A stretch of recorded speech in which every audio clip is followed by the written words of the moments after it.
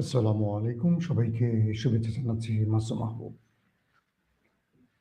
বাংলাদেশে হয়ে গেল ১২ তারিখ ত্রয়োদশ সংসদ নির্বাচন।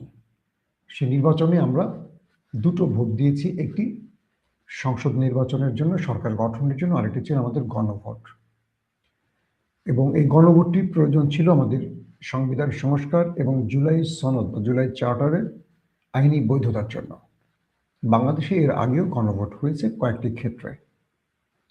কিন্তু বিএনপি যখন 2/3 মেজরিটি পেয়ে গেল, আমরা দেখছি তাদের গণভোটের ব্যাপারে বা জুলাইয়ের ব্যাপারে একটা অনীহা। জানি না আগামী দিনগুলোতে বিএনপি কি সিদ্ধান্ত নেবে। প্রশ্ন হলো, জনগণের ভোটে যদি সরকার গঠন হয় এবং সেটি বৈধ হয়, তাহলে যে জনগণ ভোট দিয়ে গণভোটে বিজয়ী করেছে সেটা কেন অবৈধ হবে? এক। দ্বিতীয় প্রশ্ন হলো, সংবিধান অনুযায়ী গণভোটের যদি কোনো সুযোগ না থাকে বা বৈধতা না থাকে, তাহলে 2026-এ এই নির্বাচনটি কি করে বৈধ হয়, যেখানে হাসিনার 5 বছর পূর্ণ হওয়ার পর নতুন করে আরেকটি ভোট হবার কথা? 3 নম্বর প্রশ্ন হলো যে আমাদের সংবিধানে অন্তর্বর্তীকালীন সরকার বলে কিছু নেই, তাহলে প্রফেসর ইউনূস তিনি অন্তর্বর্তীকালীন সরকার ছিলেন, মানে এই সময়টি অবৈধ এবং তার দেয়া নির্বাচন অবৈধ এবং তার যতগুলো কাজ প্রত্যেকটি অবৈধ। এখন বিএনপি শুধু একটিকে অবৈধ বলে বাকিগুলোকে বৈধতা দিচ্ছে কেন? আর সেটি হলো, নির্বাচন বৈধ, তাদের ক্ষমতায় বসা বৈধ এবং তারা দেশ চালাবে এটা বৈধ, আর বাকি সব অবৈধ। এটা ডবল স্ট্যান্ডার্ড নীতি হয়ে যাবে কিনা, এইগুলো নিয়ে এখন আলোচনা শুরু হয়ে গেছে রাজনীতির বিভিন্ন মহলে। ইতিমধ্যে আইনজীবীরা বলতে শুরু করেছেন, যদি গণভোট সংবিধানে না থাকা এটি অবৈধ হয়, তাহলে এই নির্বাচনটি অবৈধ এবং এই সরকার গঠনটিও অবৈধ হয়ে যাবে। এখন বিএনপি কি করবে? অর্থাৎ আপনি বিয়ের পরেই তো সন্তান জন্ম দেবেন। যদি আপনার বিয়েটা বৈধ না হয়, তাহলে সন্তান জারজ হবে, এটি স্বাভাবিক। এটি বোঝাবার চেষ্টা করছে আমাদের আইনজ্ঞরা। প্রশ্ন হলো, বিএনপির মতো একটি জনপ্রিয় দল, যারা দীর্ঘ 15.5 বছর ফ্যাসিস্ট রেজিমের বিরুদ্ধে লড়াই করে একেবারে কোণঠাসা হয়ে পড়েছিল, ক্ষমতার আশা হারিয়ে ফেলেছিল, সেই দলটি ক্ষমতায় বসা মাত্রই কি তারা হাসিনার পদাঙ্ক অনুসরণ করবে? এটা নিয়ে এখন নতুন করে রাজনীতিতে আলোচনা শুরু হয়েছে। ক্ষমতায় বসলে মানুষগুলো এমন হয় কেন, আর বিরোধী শিবিরে থাকলে ভিন্ন হয় কেন, এটা আমরা গত 54 বছরের রাজনীতিতে বারবার দেখেছি। প্রশ্ন হলো যে তারেক রহমান মানুষের পালস বুঝতে চান বা মানুষের পালস বুঝে রাজনীতি করতে চান। দীর্ঘ 18 বছর বা 17 বছর পর তিনি দেশে এসে মানুষকে বলেছিলেন মানুষ যা চায় তাই হবে। সেই দলটি মানুষের মেজরিটি নিয়ে কেন শপথ নেওয়ার সময় তারা একটি শপথ নিল? এটি নিয়েও আমাদের মধ্যে এখন আলোচনা শুরু হয়ে গেছে। দর্শক, আমরা গণভোট নিয়ে ডিটেল আলোচনা করব না, আমরা কিছু পর্দার অন্তরালের খবরের বিশ্লেষণে যাব। তার আগে বলছি কেন গণভোট নিয়ে কথা বললাম। সেটি হলো, আমার মনে হয় বিএনপি আর একটা ভুল করতে শুরু করেছে। কারণ যদি এই গণভোট বা জুলাই চার্টার বাংলাদেশে বাস্তবায়ন না হয়, আমি বলে রাখছি, আওয়ামী লীগ আজ হোক কাল হোক, 10 বছর পরে হোক, 15 বছর পরে হোক, জামাত এনসিপি বিএনপিকে ফাঁসিতে চড়াবে। মনে রাখবেন, ফাঁসিতে চড়াবে। বেগম খালেদা জিয়ার কয়েকটা কথা আমার খুব মনে আছে। আমি তাকে বারবার বা একাধিকবার খুব কাছ থেকে দেখেছি, শুনেছি, বা তার সাথে 1-to-1 লম্বা সময় কথা বলার সুযোগ পেয়েছিলাম সাংবাদিকতার কল্যাণে। তিনি আমাকে পার্সোনালি পছন্দ করতেন। আমি কোনো দলের দাবিদারি করি না, আবারও বলছি, আমি খুব কাঠখোট্টা টাইপের কথা বলি, যেটা যৌক্তিক মনে হয় সেটা বলি। এজন্য কোনো দলই আমাকে ওন করতে চায় না, কারণ কাউকে আমি ছাড় দিয়ে কথা বলি না। তিনি একটি কথা বলেছিলেন যে বিএনপি কয়েকটা ভুল করেছিল, যে ভুলটা মানে সিদ্ধান্তের সঠিক সময় সিদ্ধান্ত নিতে পারেনি বিএনপি, যে কারণে আওয়ামী লীগ লম্বা সময় ক্ষমতা থাকার সুযোগ পেয়েছে। তো সেই ভুলগুলো যখন বুঝতে পেরেছে, তখন পানি অনেক দূর গড়িয়ে গেছে। আজকে যারা আমাদের ডিপ স্টেট বা এস্টাবলিশমেন্ট, যারা বিএনপিকে নিয়ে খেলছে যে জুলাই চার্টার বাস্তবায়ন হতে দেবে না, তারা বিএনপিকে খেয়ে দেবে। আমার ঠিক 1/11-এর কথা মনে আছে। তখন আমি চ্যানেল 1-এ কাজ করি। নির্বাচন নিয়ে দেশে একটা উত্তেজনা চলছে। ইস্টাবলিশমেন্ট বেগম জিয়াকে বোঝাচ্ছেন এটা করতে হবে, এটা করা যাবে না।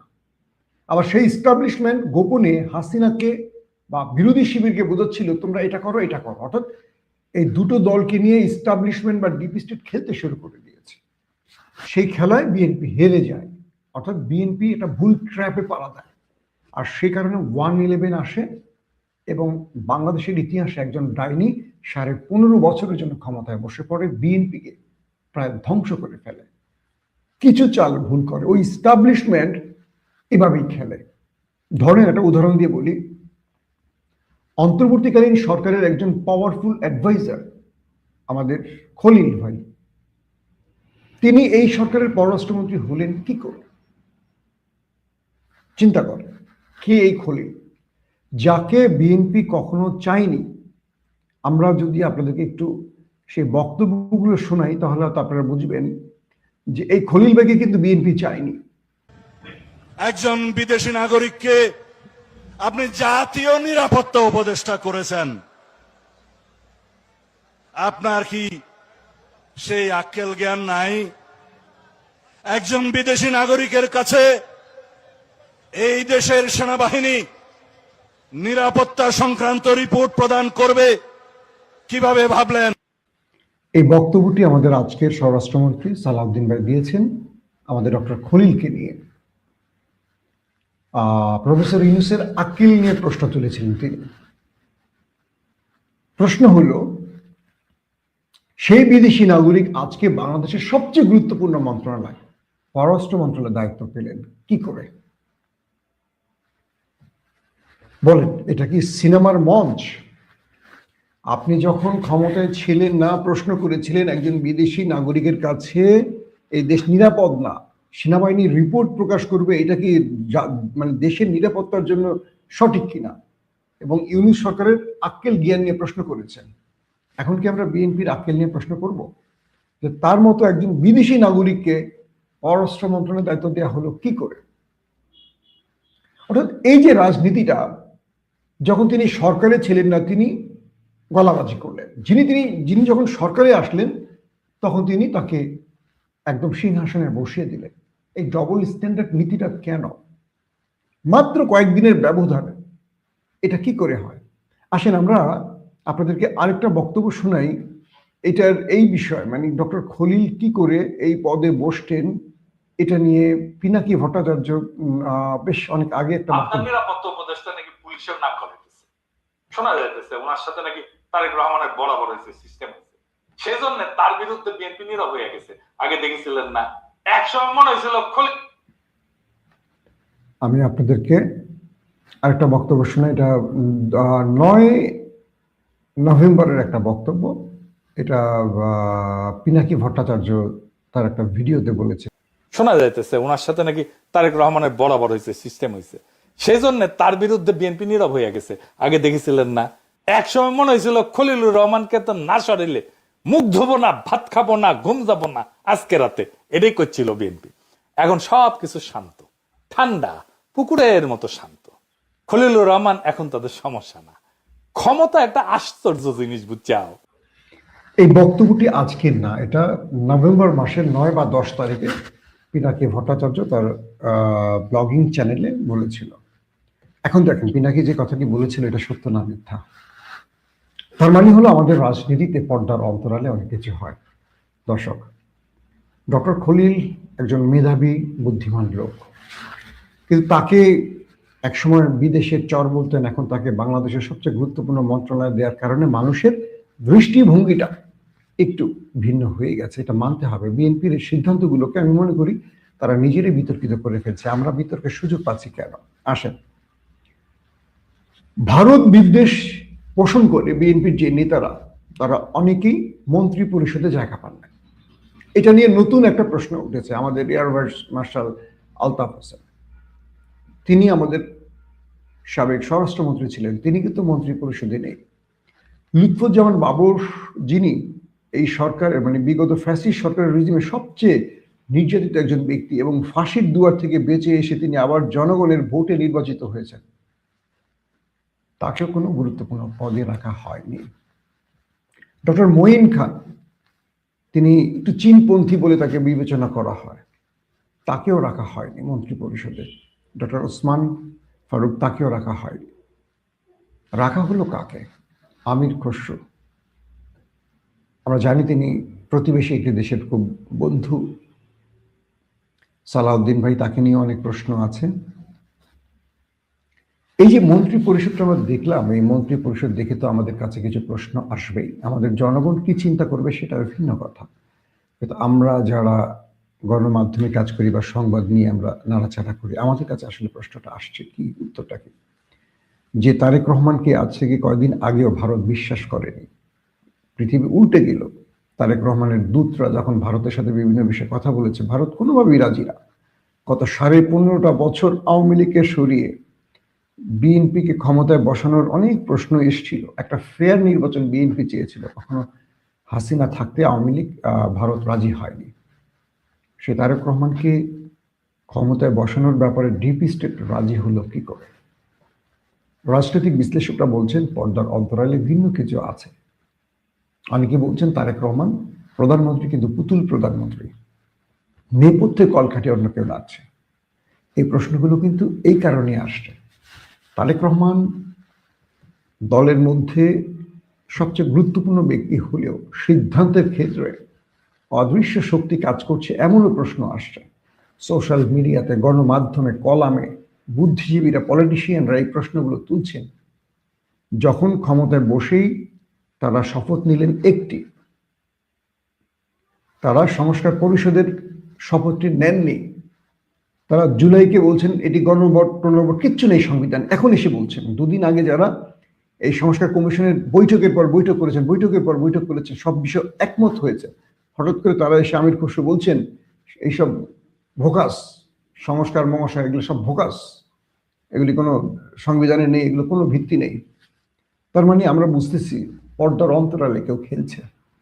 কারা খেলছে, কি খেলছে আপনারা জানেন? দুটো বিষয়। বিএনপিকে যে ডিপ স্টেট 2/3 মেজরিটি দিয়েছে জামাতের আসন কেড়ে নিয়ে, এটা কিন্তু আমরা সবাই জানি, কেউ বলুক আর না বলুক। এবং আমি বলেছিলাম যে ডিপ স্টেট জামাতের কাছ থেকে 50টি আসন কেড়ে নেবে। জামাত 53টি আসন নিয়ে প্রশ্ন তুলেছে, এর মধ্যে 32টিতে পুনর্গণনার আবেদনও করেছে। তার মানে বিএনপিকে একটা 2/3 মেজরিটি দেয়া হবে। এ কারণে বিএনপির ঘাড়ে বন্দুক রেখে তারা অনেক অন্যায়কে ন্যায়ের পথে নিয়ে আসবে। অর্থাৎ এই গণভোট, এই জুলাই চার্টার, এগুলো সব বাতিল করার ধান্দা করতেছে তারা।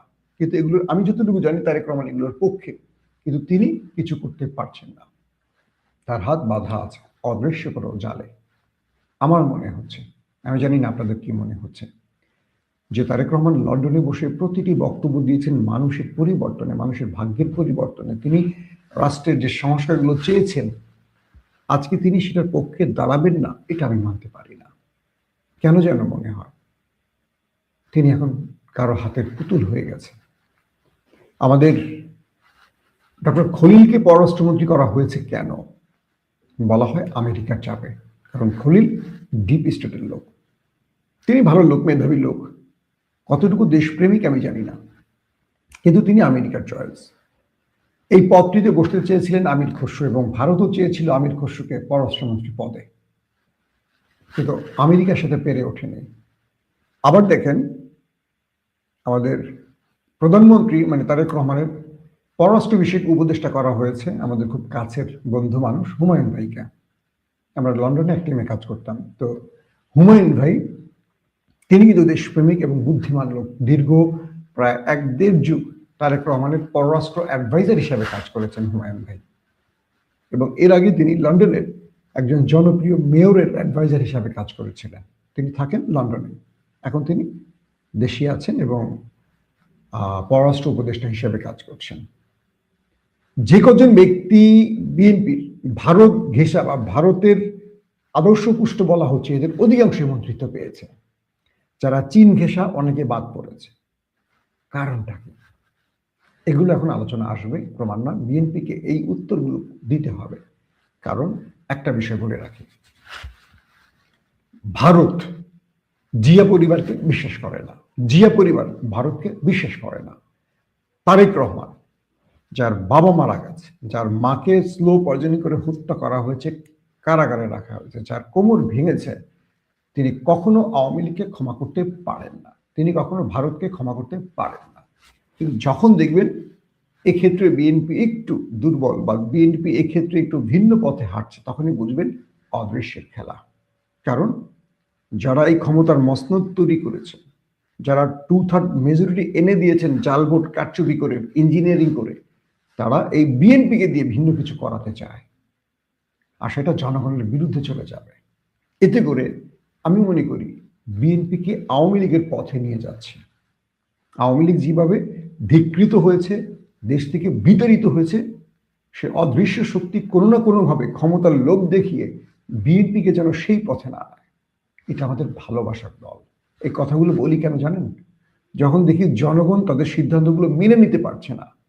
আমরা তো জনগণের কাতারের লোক, নেতারা জনগণের কাতারের নন। তারা ভোট চাওয়ার লাস্ট 1 মাসই জনগণের কাতারে যান, তারপর তারা এসি রুমে থাকেন, তারপর দেশ নিয়ে পলিসি তৈরি করেন, ব্যাংক ভরেন, বিদেশে চলে যান, আবার আসেন, এটাই করেন।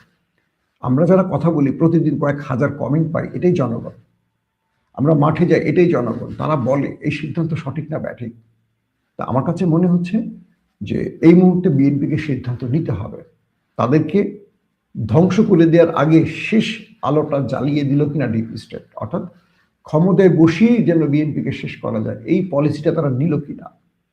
জনপ্রিয় লোকগুলোকে, দেশপ্রেমিক লোকগুলোকে মন্ত্রিত্ব না দিয়ে ভারত ঘেঁষা লোকগুলোকে মন্ত্রিত্ব দেওয়ার অর্থ পজিটিভ হতে পারে না। পর্দার অন্তরালে ডিপ স্টেট তারেক রহমানকে নিয়ে খেলছে কিনা সেটা বুঝতে হবে। এবং আমাদের একটা কথাই বলবো শেষ সময় এসে, তারেক রহমানের প্রতি আস্থা রাখতে হবে, তবে চোখ বন্ধ করে না, চোখ খুলে রেখে।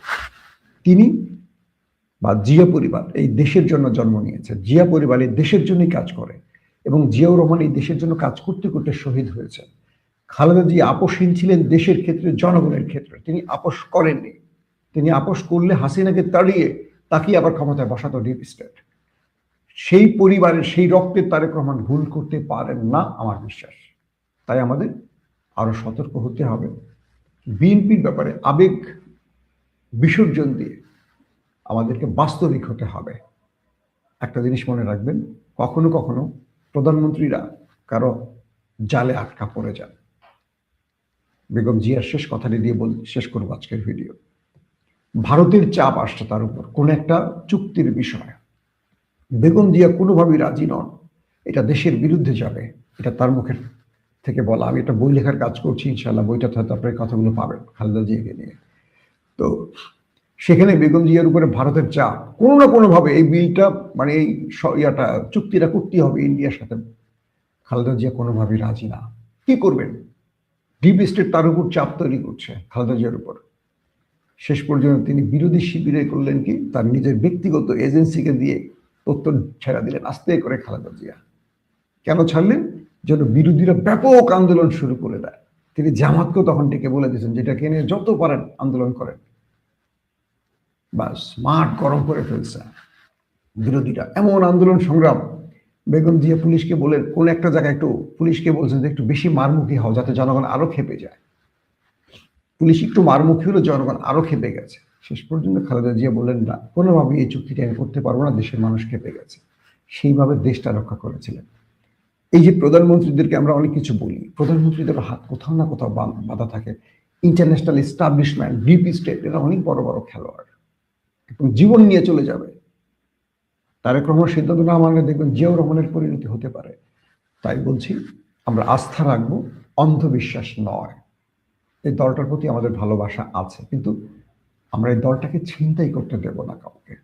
আমরা সজাগ থাকবো, যেমন দেশ পাহারা দিব তেমনি জিয়া পরিবারকে আমরা ইনশাআল্লাহ পাহারা দেব। আল্লাহ হাফিজ।